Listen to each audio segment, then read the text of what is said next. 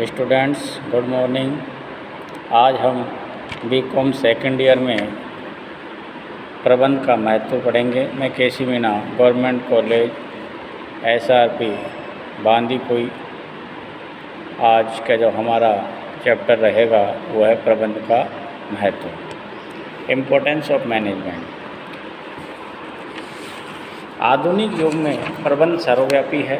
प्रबंध वह साधन है जो साधनों की उत्पादकता, सार्वभौमिकता, कर्मचारियों की आय, उपभोक्ताओं की संतुष्टि में अभिवृद्धि कर संपूर्ण संस्था की सफलता में योगदान देता है। अर्थात जो प्रबंध है वो जितने भी कर्मचारी हैं जो विभिन्न संगठनों में लगे हैं, उन संगठन में जो उद्देश्य होते हैं, लक्ष्य होते हैं, उनको प्राप्त करने में कर्मचारी संसाधन के रूप में महत्वपूर्ण भूमिका निभाते हैं। और जो एक संगठन की नीतियाँ होती है, उद्देश्य होते हैं, उनको पूरा करने में उस संगठन में सहयोग करते हैं।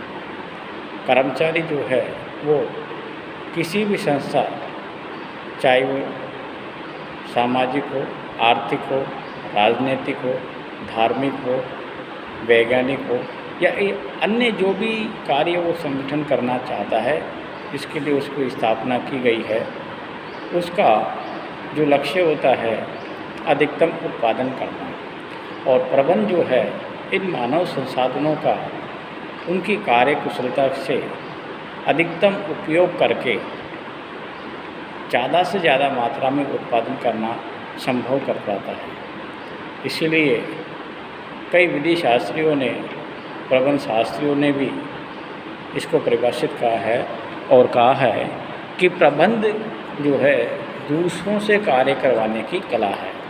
इसी संबंध में क्लियन के अनुसार, क्लियन जो हमारे प्रबंधक हैं, उन्होंने इसको परिभाषित किया है, प्रबंधक जो है वो साधनों के स्वामियों की भूमिका स्वीकार कर उपक्रम स्वामियों, कर्मचारियों तथा समाज के हित के लिए मानवता का सेवक बन जाता है। यानी एक जो प्रबंधक होता है वो जो भी साधन है, उन साधनों के जो स्वामी होते हैं, उन स्वामियों के बीच में एक भूमिका स्वीकार करता है। और जो क्रम है यानी जो संगठन है, उस संगठन के जो स्वामी होते हैं और उस संगठन में जो कर्मचारी काम करते हैं और जो समाज को वो उत्पादन करके कुछ देते हैं, इन सबके हित के लिए मानवता का एक सेवक बन जाता है। यानी जब किसी संगठन को कोई भी व्यक्ति स्थापित करता है और उसमें कुछ कर्मचारियों को वहाँ पर कार्य पर रखता है और उसमें कुछ उत्पादन करता है, उत्पादन के पश्चात वह सभी वस्तुएं समाज के लिए उपयोग के लिए मार्केट में आएगी, तो प्रबंधक यही देखता है कि जो भी संगठन स्थापित किया गया है वो संगठन अपने लक्ष्यों के अनुसार अधिकतम उत्पादन करे और जो कर्मचारी उस संगठन में लगे हुए हैं कार्य करने के लिए, वो अधिकतम अपनी कार्य कुशलता से उस संगठन का ज़्यादा से ज़्यादा उत्पादन करे। और उत्पादन भी कौन सा होना चाहिए? अधिकतम उत्तम गुणवत्ता यानी उच्च क्वालिटी का होना चाहिए।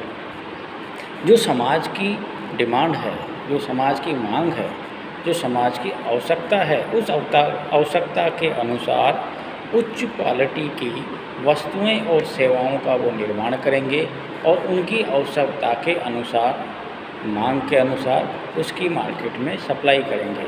ये सब प्रबंधक वहाँ पर रहकर संभव बनाता है।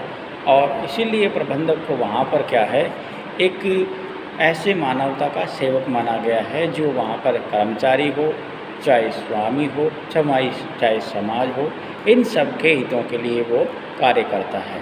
संक्षेप में ये सोच सकते हैं कि आधुनिक युग में प्रबंध की जो भूमिका है बहुआयामी हो गई है। इसमें के महत्व के कुछ निम्नलिखित हमने पाठ बनाए हैं। सबसे पहला व्यावसायिक संस्थाओं के लिए महत्व, दूसरा है समाज के लिए महत्व और तीसरा है राष्ट्र के लिए महत्व। यानी हम सबसे पहले जो संगठन स्थापित किया गया है, हम उस संगठन को केंद्रित करके और उसको ध्यान में रखते हुए अगर हम महत्व के बारे में अध्ययन करेंगे तो हमें बड़े आसानी से समझ में आ जाएगा। पीटर एफ ड्रकर ने भी वहाँ इसको परिभाषित किया है और कहा कि प्रबंध जो है एक ऐसा अंग है जो प्रत्येक व्यवसायी संगठन को अपने लक्ष्यों को प्राप्त करने में सहयोग करता है।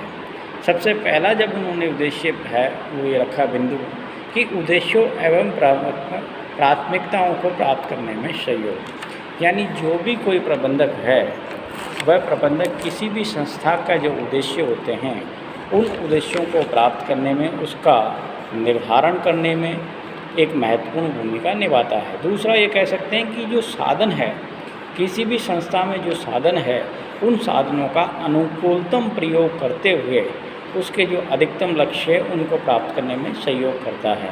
तीसरा ये कह सकते हैं कि जो संस्था के लक्ष्य है उनको प्राप्त करने में ये सहयोग प्राप्त कराता है। व्यवसाय की जो जटिल समस्याएं होती है उन समस्याओं का समाधान करने में ये सहयोग करता है। आज प्रतिस्पर्धा का युग है और प्रत्येक जो संस्था होती है, जो कंपनियां होती है, वो इस प्रतिस्पर्धा के यानी कंपटीशन के युग में अच्छा से अच्छा माल बनाकर मार्केट में बेचना चाहती है।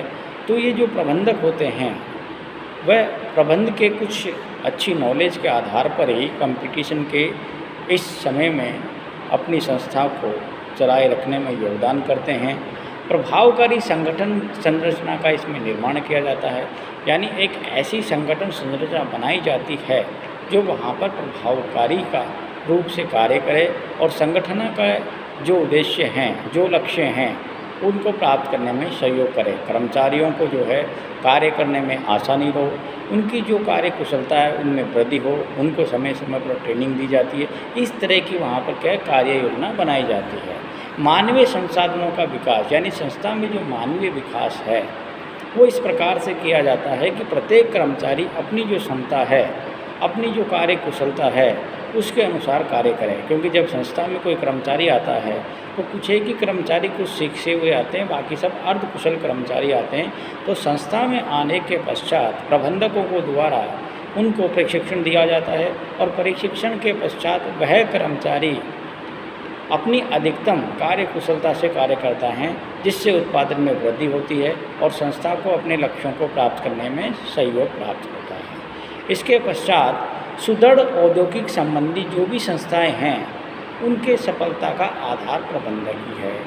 यानी मजबूत जितने भी उद्योग हैं बड़े स्तर पर, उनके जो लक्ष्य होते हैं समय पर अगर प्राप्त नहीं हुए तो वह लाभ प्राप्त नहीं कर पाएगा। इसलिए प्रबंधक जो हैं संस्था के जो लक्ष्य होते हैं, जो उद्देश्य होते हैं, जो उनकी नीतियाँ होती है उनको सफल बनाने में और उनको लक्ष्यों को प्राप्त करने में एक इस प्रकार से प्रभावकारी नीतियाँ बनाते हैं जिससे वो सुदृढ़ भी हो और उनकी जो श्रम संबंधी समस्याएं होती है वो सारी समस्याएं दूर हो जाती है और बड़ी आसानी से वो अपना कार्य करते रहते हैं।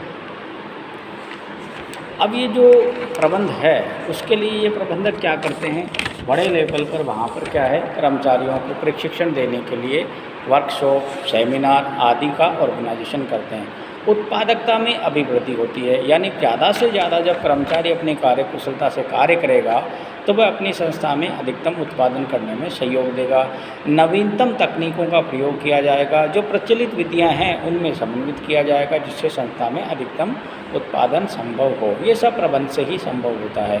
परिवर्तनों का एक प्रेरक माध्यम है, यानी ये जो है बाजार की जो मांग है, कस्टमरों की जो मांग है उनके अनुसार क्या नवीनतम परिवर्तन करते रहते हैं और जो पुराने हैं माध्यम उनमें क्या सामंजस्य बिठा लेते हैं।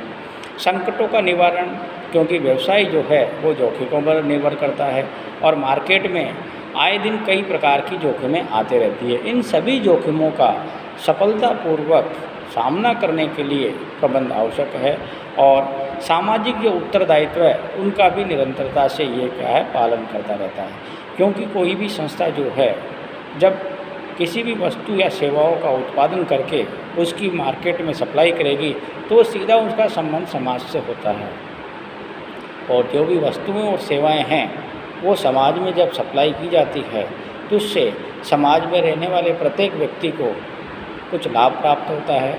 तो जो वस्तुएं और सेवाएं हैं उनका निर्माण करते समय कंपनी का या संगठन का ये दायित्व बनता है कि वह समाज के प्रति भी अपना कुछ जो दायित्व बनता है उसका निर्वाह अच्छी तरह करें, ये प्रबंध से ही संभव है।